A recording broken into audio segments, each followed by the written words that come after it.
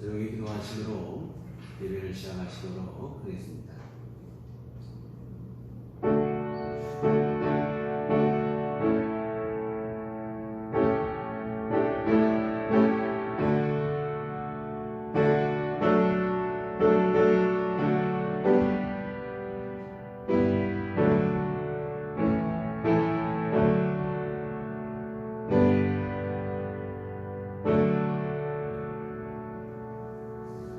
내가 산을 향하여 눈을 들리라. 나의 도움이 어디서 올까? 나의 도움은 천지를 지으신 여호와에게서로다. 여호와께서 너를 실족하지 아니하게 하시며 너를 지키시는 이가 졸지 아니하시리로다. 이스라엘을 지키시는 이는 졸지도 아니하시고 주무시지도 아니하시리로다. 여호와는 너를 지키시는 이시라. 여호와께서 내 오른쪽에서 내 그늘이 되시나니 낮에 해가 너를 상하게 하지 아니하며 밤의 달도 너를 해치지 아니하리로다. 여호와께서 너를 지켜 모든 환난을 면하게 하시며 또 내 영혼을 지키시리로다. 여호와께서 너의 출입을 지금부터 영원까지 지키시리로다. 아멘. 우리 다 같이 자리에 들어가셔서 찬송가 10장 이렇게 찬송하시겠습니다.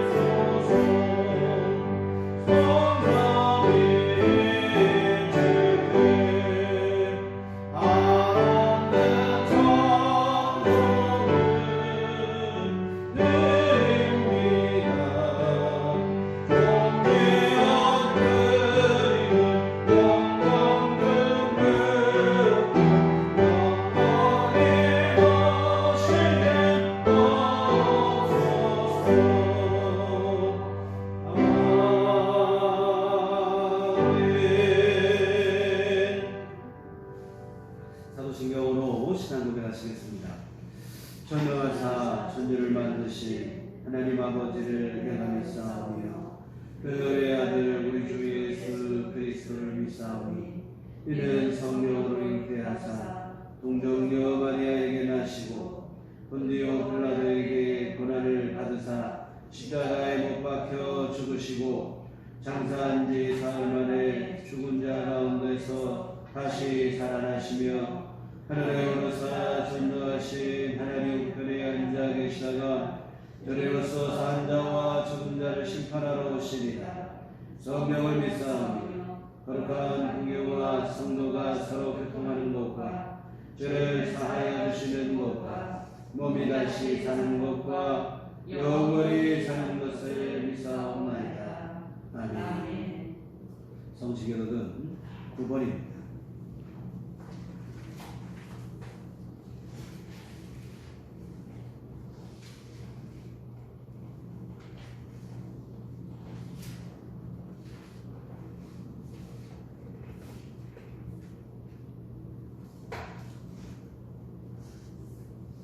여호와여 주의 장막에 머무를 자 누구며 주의 정직하게 행하며 공의를 실천하며 그의 마음에 진실을 말하며 그의 혀로 남을 허물하지 아니하고 그의 이웃에게 악을 행하지 아니하며 그의 이웃을 비방하지 아니하며 그의 눈을 망명된 자를 멸시하며 여호와를 두려워하는 자들을 존대하며 그의 마음에 서운한 것은 해로울지라도 변하지 아니하며 입자를 하려고 검을 꾸어주지 아니하며 뇌물을 받고 무죄한 자를 해하지 아니하는 자이니 이런 일을 행하는 자는 영원히 흔들리지 아니하리이다. 아멘. 오늘은 찬송가 6장입니다.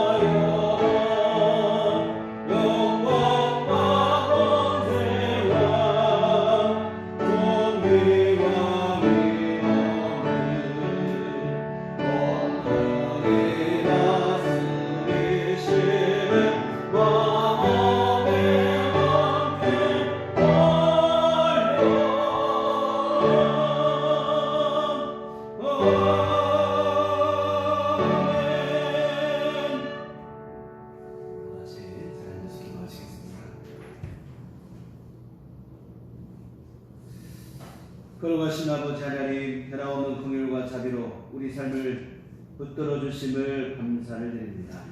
연약한 인생들이 험한 세상 속에서도 평강을 누림은 이와 같은 주님의 은혜 덕분이었음을 고백하며 진심으로 감사를 드립니다. 이 시간 이 감사한 마음을 모아 주님을 예배하오니 홀로 영광과 찬송을 받아 주시옵소서. 비대면 온라인 예배로 온 가족 각자 가정에서 예배를 드리지만 우리 온 교우들이 예배하는 귀한 자리마다 주께서 친히 임재하시어 아버지 하나님 영광을 받으시고 또한 모든 심령 위에 충만한 은혜를 베풀어 주시옵소서. 우리가 이 시간 서로 다른 자리에서 예배를 드리지만 주님을 사모하는 마음만큼은 온전히 하나 되는 우리 온 교회가 되게 하여 주시옵소서. 하나님 아버지, 이 시간 간절히 구하옵기는 전염병으로 고생하는 이 땅을 주께서 긍휼히 여겨 주시옵소서. 일상이 다 무너져 내리고 있습니다. 우울감을 호소하는 이들도 있고 우울감이 이제는 분노로까지 표출되기도 합니다.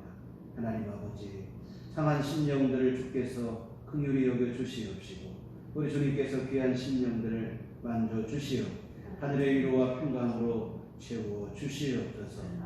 아버지 하나님, 그리고 이 땅을 주께서 고쳐주심으로 하나님 모든 일상이 다시 회복되게 하여 주시옵시고 하나님 주시는 은총 가운데 모두가 복되고 하나님 은혜 가운데 모든 삶을 영위할 수 있는 귀한 삶이 될 수 있도록 도와주시옵소서.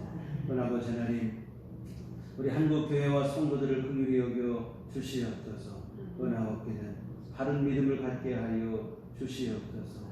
지금은 안타깝게도 세상과 교회가 서로 대결 구도로 치닫고 있는 형국인데 주여, 오늘 우리 교회가 예수님의 십자가 정신을 다시 한번 생각할 수 있도록 도와주시옵소서.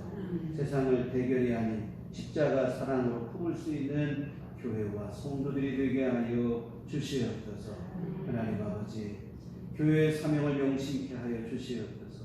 세상을 무력으로 제압하는 것이 아니라 십자가 복음으로 구원하는 일임을 잊지 않게 하여 주시옵소서. 지금의 현실의 상황들 너무 참담하고 갈수록 전도의 문이 스스로 걸어잠그는 이러한 일들이 벌어지고 있습니다. 하나님 아버지, 주께서 우리 한국 교회를 긍휼히 여겨 주시옵시고 올바른 믿음이 되게 하여 주시어 하나님의 영광을 드러내게 하시고 세상을 구원하기에 부족함이 없는 진정한 능력 있는 교회가 될 수 있도록 주여 도와주시옵소서. 또 아버지 하나님, 우리들 교회 모든 성도들 또한 귀한 교우들 가정과 신령마다 주께서 함께하여 주시고 늘 보호하여 주시옵소서. 날마다 아버지 하나님, 성령 충만한 삶이 되게 하여 주시어 성령께서 이끄시는 대로 동행하고 순종하게 하시며 주님의 일일이 간섭하시고 붙잡아 주심으로 우리 선하고 복된 길을 걸어갈 수 있도록 도와주시옵소서. 하나님, 우리가 언제나 어디에 있거나 주님의 이와 같은 특별하신 보호하심과 은총 속에 살아가는 우리 온 교우들 되게 하여 주시옵소서. 아버지 하나님, 이 시간 우리 주의 말씀 듣기를 원합니다. 진리의 성령께서 우리의 마음을 붙잡아 주시옵시고, 하나님 귀한 말씀 들을 때 깨달아지고 믿어지는 귀한 믿음의 눈이 열리는 심령들이 되게 하여 주시옵소서. 귀한 말씀 우리 마음에 새기게 하여 주시옵시고, 각자 우리 주어진 삶의 자리에서 이 말씀대로 하나님 순종하게 하여 주시옵시고, 귀한 말씀 필요할 때마다 성령께서 우리 안에 이 말씀이 생각나게 하시고 믿음의 결단으로 순종하게 하여 주심으로 주의 말씀 안에 거하는 복된 삶이 되게 하시고 하나님 영광 돌리는 삶이 되게 하여 주시옵소서. 예수님의 이름으로 기도하옵나이다. 아멘.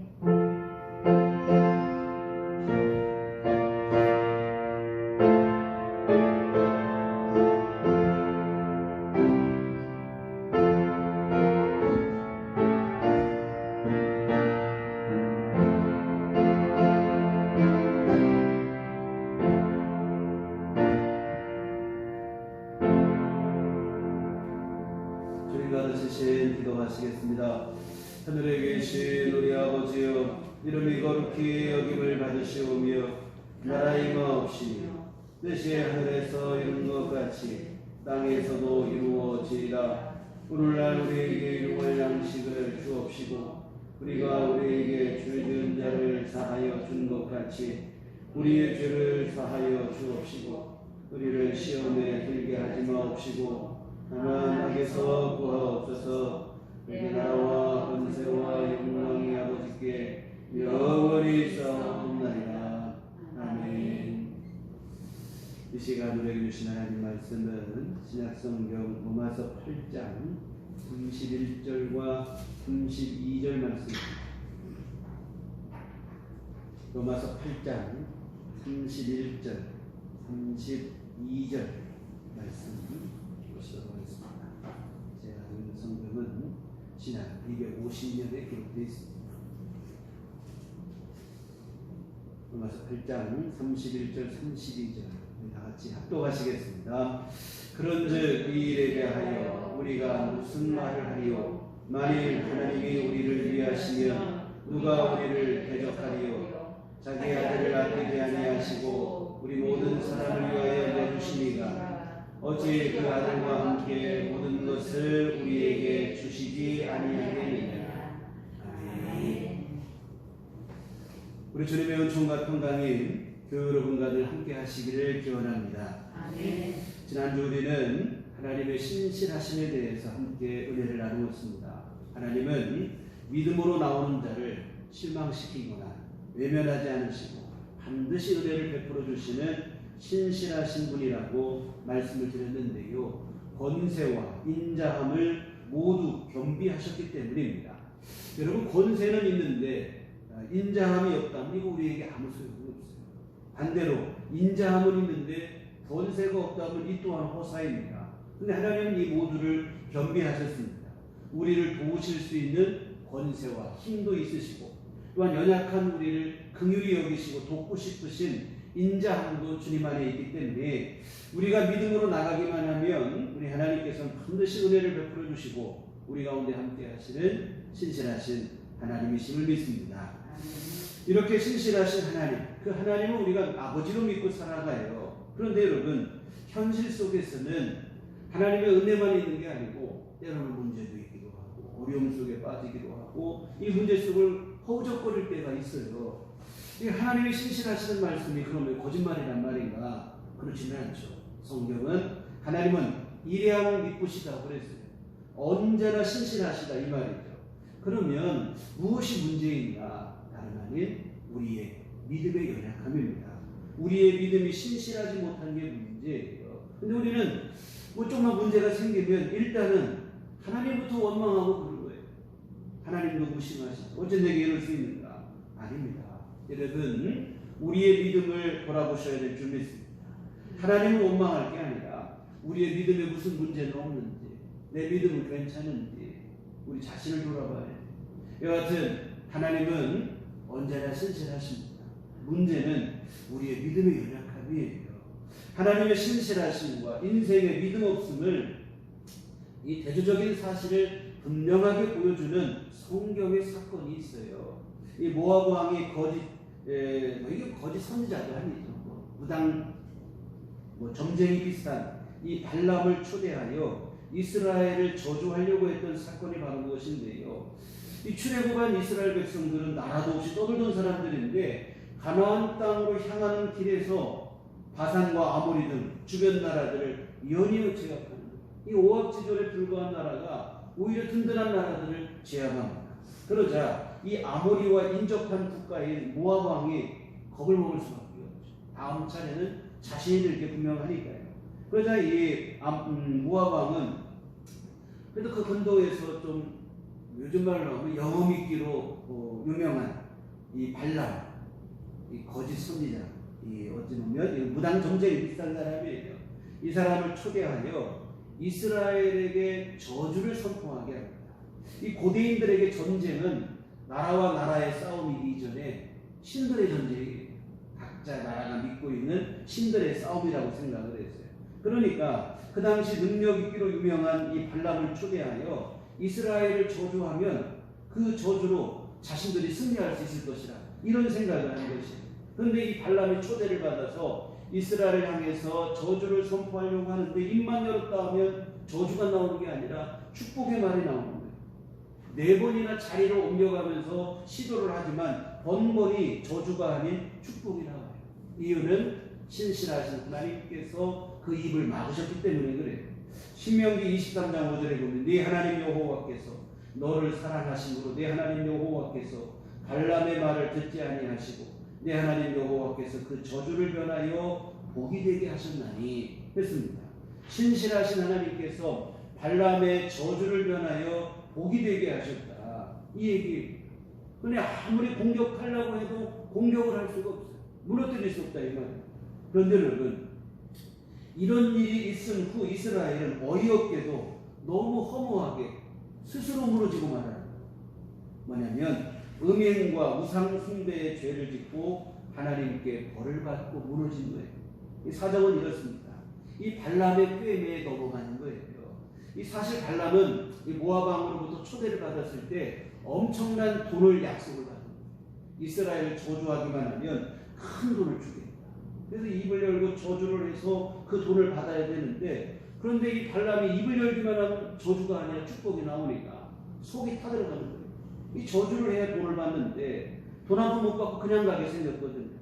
그렇다고 자신이 하나님을 대적하여 저주를 선포할 수 있는 능력이 있는 것도 안 되고 이 발람이 참 곤란하게 생겼거든요.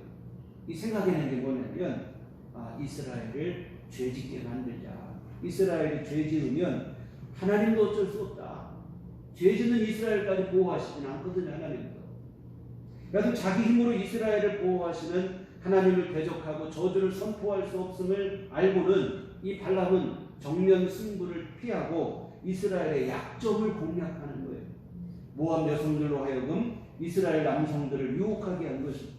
음행을 저지르고 어느 정도 마음을 빼앗았다 싶으면 그때는 이제는 아예 우상을 섬기는 자리에까지도 초대를 하고 유혹을 하는 거예요. 결국 그 이후로 이스라엘 백성들은 음행을 행하고 우상 숭배를 짓고 결국 하나님의 심판을 받아서 24,000명의 사람들이 죽어나 기껏 하나님이 보호해 주셨더니 어이없는 일로 스스로 무너지고 마는 거예요. 여러분 이 사건을 통해 우리가 큰 교훈을 얻게 되는데 하나님은 언제나 신실하시다고 하는 사실과 또 하나는 타락한 인생에 믿음이 없다고 하는 사실입니다. 우리가 만나는 모든 문제는 바로 여기에 있다 이 말이에요. 우리의 믿음이 문제입니다. 하나님은 일양 기쁘신 분으로 언제나 신실하신데 타락한 인생의 믿음이 거기에 미치지 못하는 것이 화근입니다. 이것이 인생의 진짜 비극이에요. 여러분 인생이 연약하고 험한 세상을 살다 보니까 고난과 시련을 만나는 것 물론 이게 달가운 일은 아닙니다. 그러나 이것이 우리에게 절대 불가능의 문제가 되는 건 아니에요. 우리가 지난 시간까지 살펴보신 것처럼 우리의 믿음만 분명하다면 우리가 부족할지라도 또한 우리가 고난과 시련을 만난다 할지라도 하나님의 은혜로 얼마든지 복된 삶을 살고 권능의 삶을 살 수 있어요. 신실하신 하나님께서 우리를 향하신 놀라운 계획을 갖고 계시기 때문인 줄 믿습니다. 그 문제는 우리의 믿음이에요. 하나님의 놀라운 계획을 우리 삶 속에 가능케 할 수 있는 믿음이 우리에게 있느냐 하는 것입니다. 인생의 궁극적인 문제는 인생이 연약하다 이거 아닙니다. 우리의 고난과 시련이 우리의 삶 속에 다가온다. 이것도 인생의 진짜 문제가 아니에요. 여러분, 인생의 궁극적인 문제는 믿음이 없음. 이게 진짜 문제라 하는 사실입니다. 그래서 오늘은 이 믿음에 대해서 함께 생각을 해보려고 합니다. 어떻게 하면 우리의 믿음이 확장될 수 있을까? 좀 언제나 어떤 상황 속에서도 하나님만을 신뢰할 수 있는 그 믿음을 어떻게 하면 우리가 가질 수 있겠는가?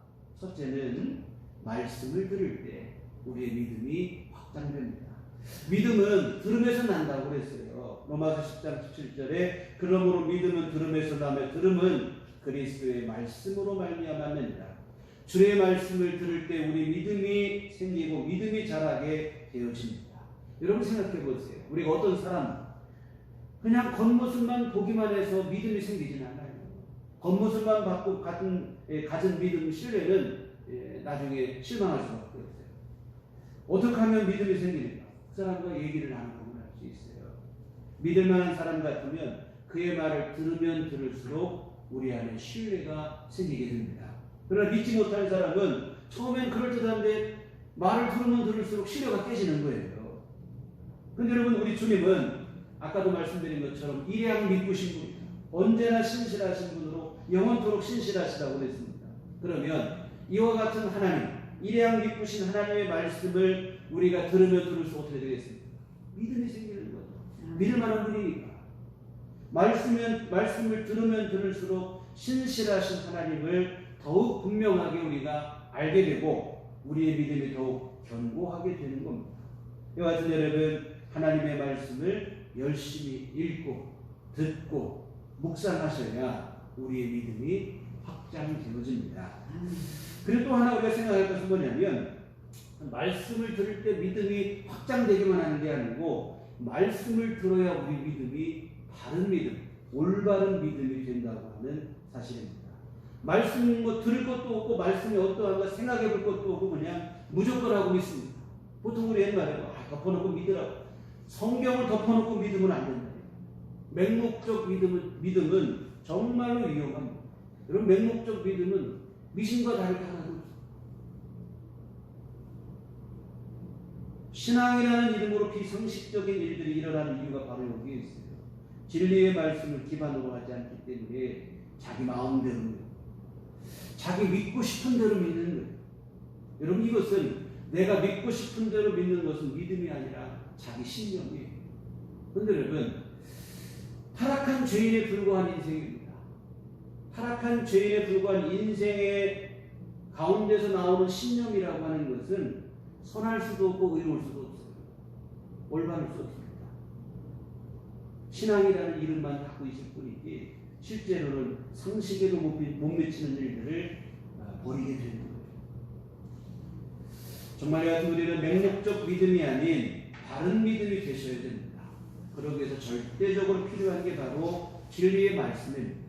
부탁을 드리기는 정말 여러분 성경을 열심히 읽으시길 바랍니다. 말씀을 깨닫고 믿게 하는 것은 성령께서 하시지만 읽는 것은 여러분이 하셔야 돼요. 안 읽은 말씀을 깨닫게 하시는 법은 없어요. 말씀을 열심히 읽으시기. 말씀은 영혼의 양식입니다. 우리가 육신의 양식을 영혼을 건강을 위해서 새끼 식사를 잘 먹는 것처럼 영혼의 건강을 위해서 매일 말씀을 가까이 하셔야 돼요. 그리고 여러분 매주일 빠지지 않고 우리가 설교를 듣는 것도 귀한 일이라 이 말입니다. 유튜브에 요즘은 우리가 비대면 예배를 드리다 보니까 유튜브에 항상 매주 예배가 지금 2월달부터 지금까지 계속 올려져 있어요. 그래서 여러분이 한 번에 이해가 안 되시면 설교 부분만 다시 반복해서 들을 수도 있습니다. 그래서 비대면 예배를 집에서 들으시는 성도님들은 유튜브 우리 채널을 구독을 신청하시고 알람을 설정해 놓으시면 올라가자마자 바로 들어오니까 찾아 들을 수 있습니다. 그래서 여하튼 잘 이해가 안 되시면 예배 전체보다도 설교 부분만 다시 한번 또 듣기도 하고 반복해서 듣고 여러 가지 유익하게 잘 활용하는 것도 좋을 것 같습니다. 다만 높아심에서 한 말씀 드린다면 유튜브를 요즘 또 많이 성도님들이 접하시고 하시는데 유튜브에 떠도는 설교나 강연 등을 이 무분별하게 듣는 것을 생각하시면 좋을 것 같아요. 요즘 뭐 검증도 안 된 주장들이 난무하다 이 말이에요. 평가할 가치조차도 안 되는 홍맹랑한 주장들이 설교라는 이명하에 유튜브에 떠들고 있어요. 문제는 이런 말들도 계속 듣다 보면 자기도 모르게 그런가 하고 세뇌가 된다고. 근데 여러분 믿음하고 세뇌는 전혀 다릅니다. 이해를 하셔야 돼요. 왜 이단의 말들이 사람들이 빠지고 믿음이 아니고 세뇌예요. 세뇌. 믿음과 세뇌의 가장 큰 차이점이 뭔가? 믿음은 이성도 작용하고 상식도 작용하고. 근데 세뇌를 당하면 이성도 상식도 인격도 다 마비되는 거예요. 뭐 이성적인 판단이 안 돼요. 인격적인 언행도 사라진다 이거예요. 근데 믿음은 오히려 잘못된 이성도 바른 이성이 되게 하고 잘못된 인격도 바른 인격이 되게 하는 게 믿음인 줄 믿습니다. 그래도 믿음은 상식 그 이상이지만 세뇌는 비상식, 몰상식이 되는 이유가 바로 여기 있는데요. 여하튼 사족이 좀 길어졌지만 여하튼 이런 무분별하게 이런저런 하는 것도 좋지 못해요. 분별함이 없으면 오히려 안 듣는 것이 훨씬 좋습니다. 여하튼 귀한 부탁을 드리기는 우리가 이런 뭐 강연 이런 것보다도 정말 중요한 것은 성경입니다. 성경을 내가 읽으셔야 돼요. 그래서 여러분 우리 이게 참 뭐 대학에 예전에 뭐 공부 잘해서 합격한 학생들 보면 다 교과서 위주로 공부해요. 신앙의 진짜 교과서는 성경인 줄 믿으시기 바랍니다. 뭐 유튜브 뭐 어떤 거 아무리 그럴듯한 사람 얘기를 하고 다 믿을 것도 해요. 우리가 여러분 성경을 읽으시고 성령께서 깨닫게 하신 대로 나가실 때 그때 바른 믿음이 되고 말씀을 들으면 들을수록 읽으면 읽을수록 오늘 우리의 믿음이 확장되어질 줄 믿습니다. 다음으로 기도할 때 믿음이 자라요. 연약한 인생에게 가장 절실한 기도가 두 가지밖에 없는 것 같아요. 제가 볼 때는 우리가 할 수 있는 큰 궁극적인 기도는 두 가지예요. 우리가 뭐 이런 기도 저런 기도 하지만 첫째로는 하나님의 은혜를 구하는 겁니다. 우리가 자격이 있어서 기도하는 거고 우리가 기도할 자격도 안 돼요. 사실은 주님의 은혜를 구하고 주의 긍휼과 자비를 구하는 이게 첫 번째 우리 기도, 우리가 할 수 있는 기도고 또 하나는 믿음을 주시라는 기도인 줄 믿습니다. 나에게 큰 믿음을 주시라. 여하튼 믿음의 확장을 위해서 우리가 할 수 있는 일은 뭐냐면 기도입니다. 마가복음 9장에 보시면 귀신 들린 아들을 둔 아버지가 예수님께 믿음을 구하는 장면이 나와요. 예수님께서 베드로, 야고보, 요한 세 명의 제자를 데리시고 변화산에 올라가셨을 때 일입니다. 산 밑에 나머지 9명의 제자들이 남아 있었는데 이 귀신 들린 아들을 데리고 온 아버지가 고쳐달라고 하는데 고치지를 못해요. 아주 그냥 고생을 하고 있습니다. 그러는 중에 예수님께서 산에서 내려오십니다. 그러자 귀신 들린 아들의 아버지가 제자들이 아니라 이제 예수님께 부탁을 하는 거예요. 근데 예수님께 부탁을 하긴 하는데 제자들에게 실망한 때문인지 모르겠지만 간절함이 없어요. 그냥 할 수만 있으면 불쌍히 여겨 도와주시라. 뭐 그런 정도예요.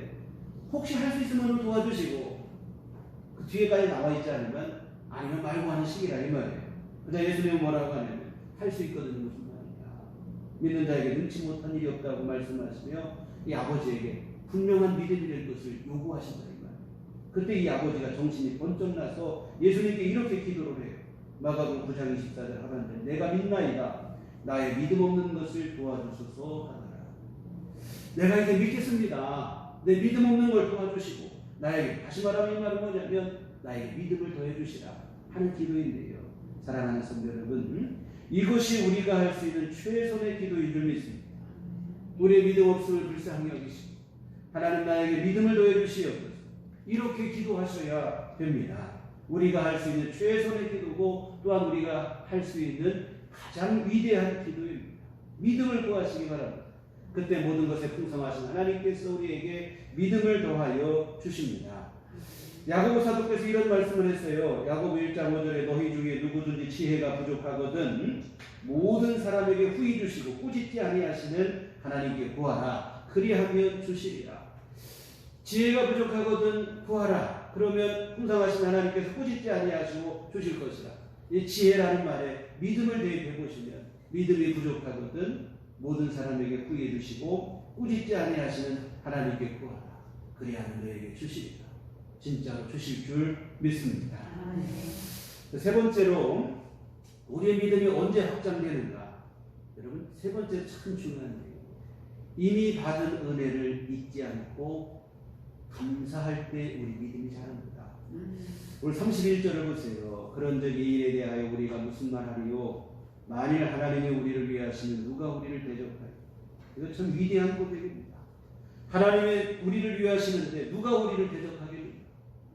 참 이거 여러분 위대한 담대한 믿음의 고백입니다. 그런데 이런 위대한 믿음의 고백이 가능할 수 있었던 것은 뭐냐면 바로 이어지는 32절 때문이에요. 32절 자기 아들을 아끼지 아니하시고 우리 모든 사람을 위하여 내주시니가 어찌 그 아들과 함께 모든 것을 우리에게 주시지 아니하겠느냐. 독생자 예수 그리스도를 십자가에 내주신 하나님께서 무엇을 우리에게 아까워하시겠느냐. 독생자를 주심으로 우리를 구원하신 것처럼 지금 이 문제 속에서 반드시 우리를 도우실 것이고 구원하실 것이다. 그러니 누가 우리를 대적하겠느냐. 뭐가 두렵단 말이냐. 이런 믿음의 고백을 하게 된 것입니다. 여러분 고난과 시련을 바라보는 게 아니라 이미 받은 은혜를 기억합니다. 여기에서 우리 믿음이 좌우됩니다. 하나님께서 베풀어 준 은혜를 생각하니까 눈앞의 문제가 더 이상 문제가 되지 않아요. 하나님은 나를 위하시는데 누가 나를 대적하겠느냐. 담대한 믿음이 되는 겁니다. 사랑하는 여러분 이미 받은 은혜를 기억하시기 바랍니다. 그때 우리는 어떤 고난과 시련 앞에서 흔들리지 않을 수 있는 담대한 믿음을 얻게 되어질 줄 믿습니다. 신명기 20장에 기록된 전쟁에 나갈 때 지켜야 될 율법의 규례가 있는데 그 규례에서도 지금 이 사실을 확인할 수 있어요. 신명기 20장 1절에 보면 네가 나가서 적군과 싸우려 할 때에 말과 병거와 백성이 너보다 많음을 볼지라도 그들을 두려워하지 말라. 애굽 땅에서 너를 인도하여 내신 데 하나님 여호와께서 너와 함께 하시느니라. 전쟁에 나가는데 상대편이 말도 더 많고 병거도 더 많고 군대가 더 많아요. 그러나 그런 적군을 만날지라도 두려워하지 말라는 그 신명기 20장의 그 규례를 더 밑에 보다 보면 두려운 사람은 전쟁에 나가지 말고 집으로 돌아가라고 되어 있어요. 여하튼 두려워하지 말라는 거예요. 근데 여러분 이게 현실적으로 쉬운 일이냐 이 말이에요. 무기도 더 많고 군대 숫자도 더 많은데 두려워하는 마음이 드는 게 당연하지 않겠습니까? 근데 하나님은 두려워하지 말라는 거예요. 왜? 이집트의 압제에서 이스라엘을 구원하신 하나님께서 너희와 함께 하시니 두려워하지 말라. 이것입니다. 여러분 우리 출애굽의 역사를 기억해 보세요. 출애굽의 역사는 전적인 하나님의 역사이라 이 말입니다. 여러분 이집트는 당대 초강대국이에요. 오늘날의 미국 같은 나라라 이 말이에요. 반면에 이스라엘은 종살이하던 그 나라에서 종살이하던 소수민족에 불과하다. 상대가 되지 않습니다. 지금 미국에서 인종차별도 있고 소수민족에 대한 차별도 있고 불법 체류자에 대한 차별이 있는데 한번 생각해 보세요. 불법 체류자에 불과하던 사람들이 미국을 상대로 이기고 승리했다. 이런 일은 불가능한데요. 출애굽이 바로 그와 똑같은 일이에요. 초강대국 이집트의 바로를 굴복시키고 자유와 해방을 얻었습니다. 어떻게 이 일이 가능했는가? 전적인 하나님의 역사하신 덕분입니다. 하나님께서 10가지 재앙으로 이집트의 바로를 굴복시키고 홍해에서는 완전히 그냥 주저앉히기까지 하셨다 이 말이에요. 이 전적인 하나님의 역사하신 덕분입니다. 이스라엘에 힘이 있어서 아니에요. 하나님의 은혜로 구원받았다 이 말이에요. 하나님은 그 사실을 잊지 말라는 거예요. 너희가 이집트를 이길만 해서 이긴 게 아니라는 거예요.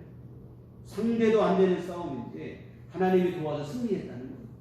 이처럼 이집트에서 구원해내신 하나님께서 지금도 너희와 함께 하시니 대적이 많을지라도 무기가 강할지라도 두려워하지 마라. 그때처럼 너희가 하나님의 도움을 승리할 것이다. 사랑하는 여러분 받은 은혜를 잊지 마시기 바랍니다. 그 은혜를 소중히 여기며 감사하시기 바랍니다. 사실은 받은 은혜를 감사하는 자체로 그게 믿음이에요. 사실은 은혜에 감사할 줄 아는 게 믿음입니다. 그리고 여러분 감사함을 할수록 그 우리의 믿음은 더욱 확장되어질 줄 믿습니다. 근데 사람이 참 교만하고 간사해요. 은혜를 쉽게 잊어버려요. 우리 흔히 하는 말로 은혜는 물에 새기고 원수는 뭐 돌에 새긴다고 하는데요. 뭐 원수는 뭐 잊질 않아요. 근데 은혜는 금방 잊어버립니다. 뭐가 좀 된다 싶으면 금방 교만해지고, 우리 뭐 속담에도 잘되면 내 탓이고 잘못되면 조상 탓이라고 하는데요. 잘되면 내가 잘한 거고 안 되면 그냥 하나님이 왜 그러시는가, 하나님께 원망하는 거예요. 아닙니다. 여러분, 하나님의 은혜로 사는 인생임을 늘 명심하셔요. 주님의 은혜임을 잊지 말고 진심으로 감사하시고 그 은혜를 소중히 여길 줄 아시는 여러분 되시기 바랍니다. 그래야 늘 승리하는 거예요. 우리가 신앙생활 하다 보면 한두 번 은혜 받는 일은 웬만한 믿음으로 다 돼요. 문제는 그 은혜를 지속하기가 어렵다는 거예요. 은혜를 잊어버리기 때문에. 은혜를 잊어버리고 내 공로가 나오고 내 의가 나오다 보니까 그것 때문에 무너지는 거예요. 여러분, 은혜를 잊지 말고 소중히 여기시고 진심으로 감사하시고 그게 믿음이고, 그런 믿음으로 살 때 우리가 어떤 가운데도 흔들리지 않는 든든한 믿음으로 더욱 성장하게 되어질 줄 믿습니다. 여하튼 은혜를 잊지 않는 게 중요한데요. 다윗이 그렇게 살았어요. 전에 한 말씀드린 적이 있는 것 같은데요. 사울의 위협을 피하려고 다윗이 블레셋으로 망명을 갔던 때가 있습니다. 블레셋에 살 때 일인데, 이 시글락이라고 하는 곳에서 집단을 이루고 살았는데, 뭐 시간상 다 설명드릴 수 없고 남자들이 자리를 비운 사이에 아말렉 군대가 와서 모든 것을 빼앗아요. 재산만 탈취해간 게 아니고 아내와 자녀들까지 다 빼앗아요. 돌아온 다윗과 일행들이 기가 막히는 일이죠. 다윗은 그런 상황 속에서도 절망 가운데 무너지지 않고 하나님께 기도합니다. 하나님으로부터 승리에 대한 약속을 받고는 600명의 자신의 군사를 이끌고 아말렉 군대를 뒤쫓아가요. 근데 한참 아말렉 군대를 뒤쫓아가는데 부솔 시내에 이르렀을 때에 600명 중에 200명의 사람들이 지치는 거예요. 보조가 안 맞아요. 이에 다윗은 지친 200명의 군대를 부솔 시내가에서 기다리라고 하고는 나머지 400명만 데리고 전쟁을 뒤쫓아 나갑니다. 그리고는 하나님의 역사하신 대로 이 아말렉 군대를 이기고 빼앗긴 모든 것을 되찾아 돌아와요. 여하튼 이렇게 빼앗긴 모든 것을 되찾아 돌아오는 길에 소동이 일어납니다. 뭐냐면 200명의 사람들이 머물고 있는 부솔 시내가에 이르렀을 때 400명의 군인들이 뭐라고 하냐면, 우리는 끝까지 나가 싸운 사람이고 200명은 여기서 기다린 것 같고 한 일이 뭐가 있나, 똑같이 대우받으면 안 돼요. 이 200명에게는 빼앗긴 자녀들, 아내들만 되돌려주고 우리가 전쟁에서 얻은 전리품, 이 빼앗은 재물은 나눌 수 없다는 거예요. 차별을 두고 차등을 둬야 된다. 어떻게 끝까지 싸우는 사람은 혜택을 입겠느냐, 뭐 나름 일리가 있어 보이는 주장이에요. 근데 그때 다윗은 뭐라고 하냐면, 그러면 안 된다. 사무엘상 30장 23절에 다윗이 이르되 나의 형제들아, 여호와께서 우리를 보호하시고 우리를 치러 온 군대를 우리 손에 넘기셨은즉 그가 우리에게 주신 것을 너희가 이같이 못한다. 오늘 우리 힘으로 승리한 줄 아느냐? 아니라는 거예요. 하나님께서 우리를 보호해 준 덕분에 우리가 적군을 물리쳤고, 이 전리품 빼앗은 거 우리가 빼앗은 줄 아느냐? 하나님이 우리 손에 넘겨주신 것이라는 거예요. 하나님이 우리에게 주신 것을 너희가 그렇게 너희 마음대로 우리를 끝까지 나갔으니까 더 많이 가고, 이 사람들은 아니니까 안 주고, 이러면 안 된다는 거예요. 우리 모두에게 베풀어 주신 하나님의 은혜이니 그렇게 할 수 없다는 거예요. 여러분, 사실 전쟁에서 승리를 얻었을 때 지휘관으로서 자신에게 공을 돌리고 싶은 마음이 드는 것이 인지상정이에요. 교만한 인생이다 보니까 얼마든지 그럴 수 있어요. 그런데 다윗은 여러분, 이 순간에 겸손히 모든 공을 오히려 하나님께 돌리는 거예요. 내가 잘해서 된 것도 아니고 400명 너희가 끝까지 싸워 된 것도 아니라는 거예요. 하나님의 은혜라는 거예요. 그러니 더 많이 갖고 덜 갖고, 또 다윗은 나는 내 공을 높이고 이런 거 없어요. 다윗은 전적인 하나님의 은혜. 이 하나님을 잊지 말라는 거예요. 사랑하는 성도 여러분, 하나님의 은혜로 사는 인생임을 잊지 마시기 바랍니다. 이미 받은 은혜를 잊지 말고 소중히 여기시며 날마다 감사하는 마음 되시기 바랍니다. 이게 바로 믿음이고, 이 은혜에 감사하는 것이 믿음이고, 감사할수록 그 믿음은 더욱더 분명해지고 확장되어질 줄 믿습니다. 자, 우리 혜인이에게 늘 당부하는 게 바로 이거예요. 사실 여러 차례 말씀드렸지만 하나님의 은혜로 사는 인생이 있지 말아요. 뭐 공부 잘해서 되는 것도 아니고 학벌이 좋아 되는 것도 아니고 뭐 했다고 되는 거 아니고 하나님의 은혜로 사는 인생임을 명심하고 교만하지 말 것을 늘 말씀을 드리고 늘 얘기를 하는데 여하튼 하나님의 은혜 잊지 말고 감사하라. 늘 하나님 의지하고 살고 하나님 은혜 의지하여 살으라. 제가 늘 하는 얘기는 이 얘기예요. 근데 정말 우리 하나님께서 이걸 뭘 제 자랑하려고 하는 얘기가 아니고 간증을 드리는 거예요. 우리 혜인이 하나님께서 참 은혜를 주시는 것 같아요. 사실 뭐 미국 유학을 간 것도 형편이 돼서 간 게 아니고 형편을 생각하면 꿈도 못 꿀 일이 우리가 어떻게 미국 유학을 보내고 하나님 은혜로 정말 좋은 조건에서 덕분에 가게 돼요. 가서도 또한 주님 은혜로 정말 갔더니 한국인이 하나도 없는 땅에 갔는데 좋은 교회를 만나게 하시고 또 좋은 사람들 만나게 하시고 문제없이 잘 지낼 수 있도록 하나님께서 보호해 주시고 또 이번에 또 코로나 때문에 1년을 어쩔 수 없이 휴학을 하려고 그랬어요.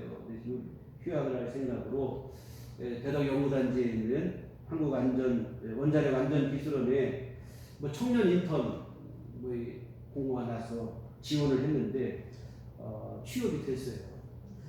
이 될 만한 된 게 아니에요. 제가 보니까 지원자들의 대부분은 대학 졸업자 내지는 대학원 졸업자들입니다. 대학교 2학년 마치고 휴학한 학생이 합격할 수 있는 일이 아니고 뽑는데도 인원도 조금밖에 안 되는데 엄청 많은 사람이 몰려오고 자격증도 하나도 없고 또 우리 혜인이는 전공도 맞잖아요. 여기는 원자력학과 학생들이 갈 수 있는 곳인데 우리 혜인이는 화학과예요. 이게 뭐 가능한 조건들이 별로 없어요. 그런데 하나님의 은혜로 합격이 됐습니다. 합격되고 나니까 본인들은 그래요. 아빠 나를 왜 뽑았을까? 내가 어떻게 합격이 됐지? 막 이래요. 제가 자주 그 얘기를 해요. 제가 늘 그때마다 하는 말이에요. 하나님 은혜이지만 하나님 은혜라고. 진짜로 하나님 은혜입니다. 여하튼 합격만 한 것도 감사한 일인데 또 들어가 보니까 조건이 참 좋아요. 거기서 해야 되는 필요한 실험 외에는 거기서 청년 인턴들 자기 개발하고 공부할 수 있는 시간을 많이 줍니다. 그래서 원래는 1년을 휴학을 하고 인턴을 하려고 했는데 시간적으로 여유가 좀 있어서 온라인 수업으로 학업을 계속 이어가면서 또 이렇게 또 경제 활동도 하고 또 나중에 경력에도 또 도움이 되는 인턴이기도 하고 또 인턴의 경우 대부분은 요즘에 열정페이라고 해가지고 경력에 들어가니까 월급이 없는 경우가 많이 있습니다. 어떤 데 돈을 내고 인턴을 하는 데도 있고 그런데 여기에서는 임금 면에서도 대우가 좋아서 다시 이제 휴학이 3학년 온라인 끝나고 미국에 들어가서 공부를 마칠 수 있을 때 학비를 또 준비할 수 있는 이런 기회도 되고 여하튼 여러 가지로 큰 유익을 얻고 참 하나님의 은혜로 모든 일이 잘 진행이 되는데요. 그래서 그래요. 하나님 은혜 감사해요. 하나님께서 하시는 일이고 무슨 일을 만나도 제가 좀 기도하고 하나님께서 도우실 걸 믿고 해야지. 뭐 하나님의 뜻이 있으면 길을 열어주실 것이다. 처음 미국 유학을 할 때도 처음에는 제가 안 된다고 그랬어요. 우리 돈이 없으니까. 근데 나중에는 자꾸 그래서 내가 정말 원하고 뜻하는 바가 있으면 하나님이 길을 열어주시고 뜻이 있으면 길을 열어 기도하고 여하튼 하나님의 은혜로 이렇게 됐는데요. 앞으로도 하나님의 은혜로 살아가게 될 것이고 하나님의 은혜를 잊지 않는 겸손한 믿음만 있으면 하나님이 계속해서 또 은혜로 인도해 주실 줄 믿습니다. 사랑하는 성도 여러분, 받은 은혜를 잊지 마시기 바랍니다. 소중히 여기시고 진심으로 감사할 줄 알아야 돼요. 그것이 곧 믿음입니다. 그리고 이렇게 감사할 때 우리 믿음은 더욱 성장하게 되어집니다. 근데 여러분, 은혜 중에 은혜는 뭘까요? 나는 그런 특별한 은혜를 안 받은 것 같고 아닙니다. 은혜 중에 은혜는 구원받은 은혜를 믿으시기 바랍니다. 많은 이들이 그래요. 나는 예수 믿어봤자 되는 것도 없고 받은 복도 없고 아닙니다.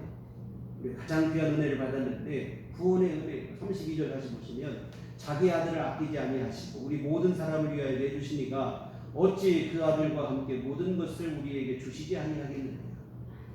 우리를 구원하시기 위해 독생자 예수님을 십자가에 내주신 은혜가 가장 귀한 은혜입니다. 지옥과 마땅한 우리가 주님 은혜 덕분에 지옥 가지 않고 천국 가게 되고 영생을 누린 게 가장 귀한 복이라 이 말이에요. 지금 여기서 잘 몰라서 그래. 우리는 당장 그래도 천국보다는 그냥 좋은 집을 얻고 통장에 잔고가 늘어나. 이게 더 복인 줄 아는데요.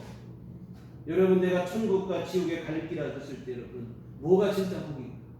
천국 가게 돼. 영생 얻는 거. 지금을 잘 몰라서 그렇지, 이 가치를 정확하게 한다면 무엇보다 귀하고 위대한 은혜는 구원받은 은혜인 줄 믿습니다. 이 은혜를 여러분이 이미 받으신 줄 믿습니다. 그 은혜의 가치를 정확하게 알고 소중히 여기며 감사하시기를 주의 이름으로 부탁을 드립니다. 바울 사도께서는 오늘 본문에서뿐만 아니라 로마의 감옥에 가서도 에베소 교회에 보내는 편지에 찬송하리라 이렇게 고백할 수 있는 일은 다른 거 없어요. 하늘에 속한 신령한 법, 다시 말해 구원받은 주의 은혜를 생각할 때 감옥에서도 감사하고 무슨 문제 앞에도 두려움이 없고 오늘 본문 말씀처럼 하나님이 나를 위해 하시는데 누가 나를 대적하겠느냐, 이 담대한 믿음이 되어진 줄 믿습니다. 여러분, 받은 은혜를 감사할 때 우리 믿음이 자라게 될 줄 믿습니다. 사랑하는 성도 여러분, 다시 처음으로 돌아가 정말 우리에게 중요한 것은 뭐냐? 믿음이에요. 하나님은 언제나 신실하기 때문에 하나님께는 문제가 없어요. 항상 문제는 우리 쪽에 있는데 믿음의 문제가 있어요. 여러분, 믿음보다 귀한 것이 없음을 여러분이 늘 기억하시기 바랍니다. 찬송가 금보다 귀한 믿음은 참 보배 되도다. 여러분, 금보다 귀한 참 보배는 다름 아닌 믿음이라 이 말이에요. 근데 여러분, 이 믿음이 그냥 저절로 생기지는 않습니다. 진리의 말씀을 들을 때 우리의 믿음이 확장되어집니다. 또한 믿음을 주시길 간절히 기도할 때 우리의 믿음이 더욱 자라게 됩니다.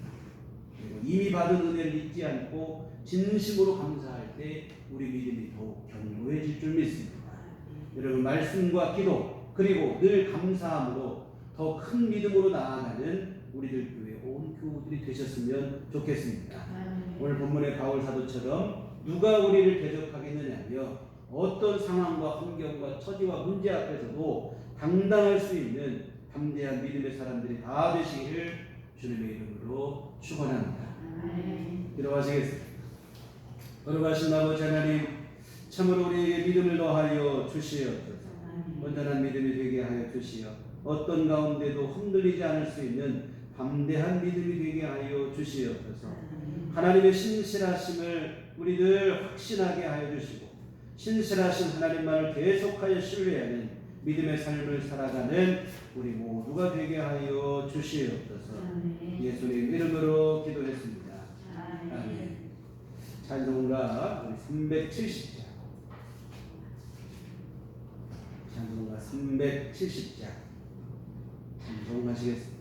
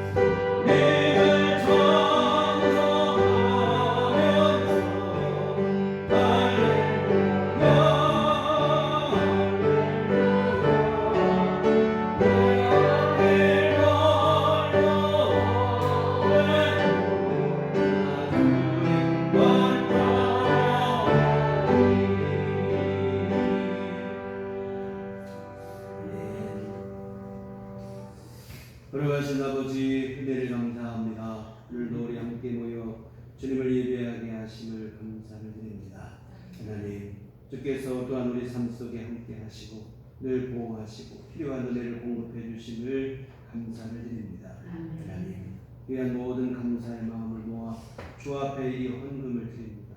하나님 아버지, 기뻐 받아 주시옵시고 하나님의 귀하신 권능의 손길과 함께하여 주시오. 주의 뜻을 이루는 귀한 예물 되도록 복내려 주시옵소서.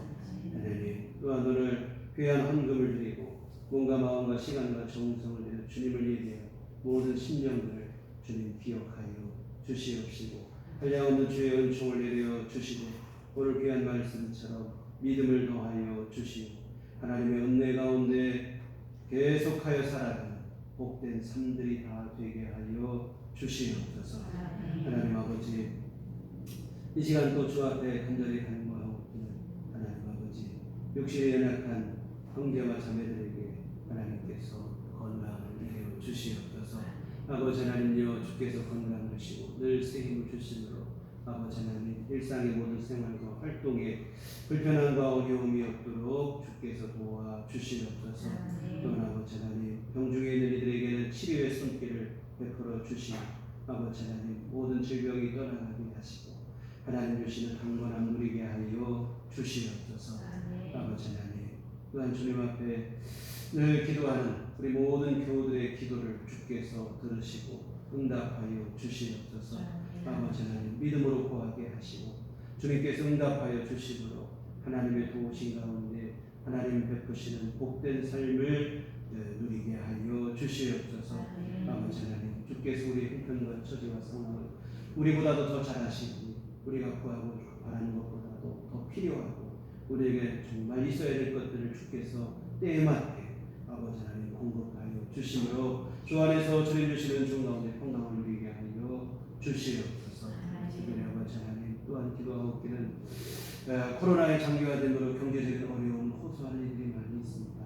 하나님께서 귀한 가정들마다 주께서 도와주시고 하나님 은혜를 베풀어 주시고 아버지 하나님, 일용할 모든 것들을 채워 주심으로 하나님 어려움이 없도록 도와 주시옵소서. 재물 얻는 능력도 주로부터 오는 줄 믿사오니 하나님께서 귀한 손길들 가운데 하나님 권능의 손길을 베풀어 주심으로 아버지 주신 귀한 은혜 속에서 아버지 하나님, 삶의 어려움이 없도록 필요한 모든 것을 주께서 하늘문을 여시고 채워 주시옵소서.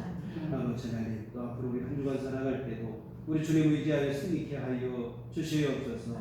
네, 아버지 하나님, 여러 불안이 도사리는 이 사회 속에 우리가 살아가고 있지만 하나님 안에서 하늘의 위로와 평강을 누리게 하여 주시옵소서. 주의 돌보신 가운데 거하게 하여 주시옵시고 하나님, 일마다 때마다 우리 발걸음 인도하시어 선하고 복된 길 걷게 하여 주시옵소서. 예수님 이름으로 기도했습니다. 아멘.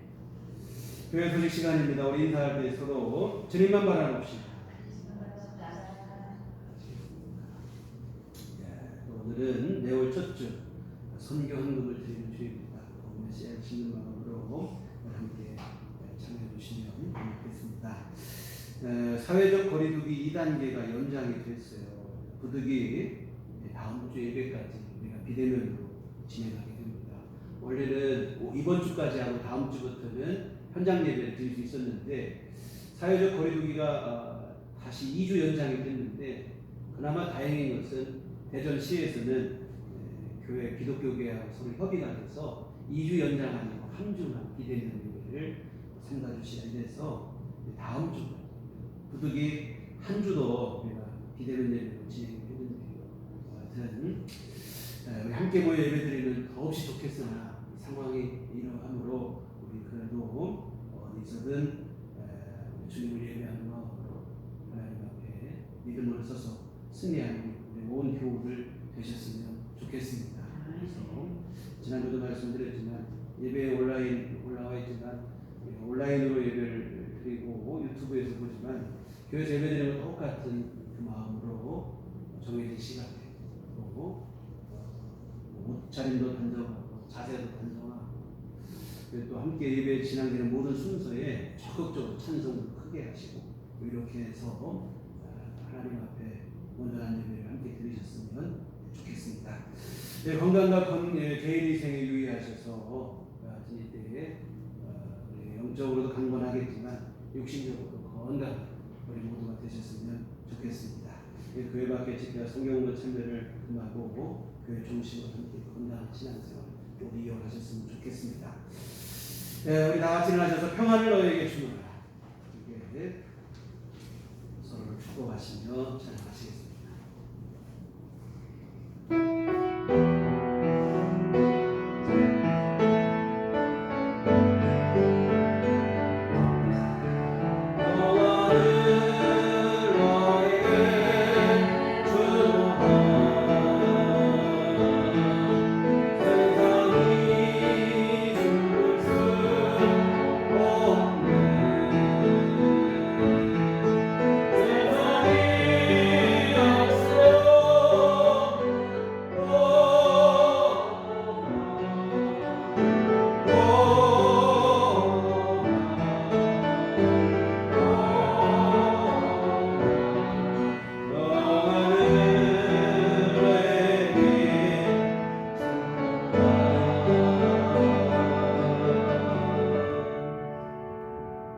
오직 성령이 너희에게 임하시면 너희가 권능을 받고 예루살렘과 온유대와 사마리아와 땅끝까지 이르러 내 증인이 되리라.